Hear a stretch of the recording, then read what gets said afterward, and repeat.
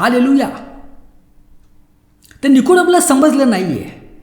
निकोडेमला वाटलं मनुष्य म्हातारा झाला पुन्हा कसा नवीन जन्म घेऊ शकतो, तो पुन्हा आपला आईच्या गर्भात जाऊन कसा जन्म घेऊ शकतो. त्याला गोष्टी समजल्या नाही या, कारण त्याचं तारण झालं नव्हतं.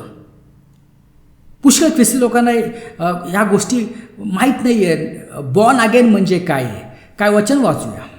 1 योहान 3:9. जो कोणी देवापासून जन्मलेला आहे तो पाप करत नाही, कारण देवाचे बीज त्याच्यामध्ये राहते आणि तो पाप करत राहू शकत नाही, कारण तो देवापासून जन्मलेला आहे. काय म्हटले? जो देवापासून जन्मलेला आहे तो पाप करत राहू शकत नाही. म्हणून आवश्यक आहे की देवापासून जन्म घेणे, बॉर्न अगेन असणे खूप आवश्यक आहे. म्हणून आपल्याला बॉर्न अगेन म्हणजेच तारण मिळणं खूप आवश्यक आहे. कारण आपल्यामध्ये आदामाचं बीज आहे, आदामाचं करप्शन आहे, ते पाप आहे, पापाचं बीज आहे. तर ते पापाचं बीज जाणं खूप आवश्यक आहे आणि त्याच्यामध्ये देवाचं बीज येणं खूप आवश्यक आहे.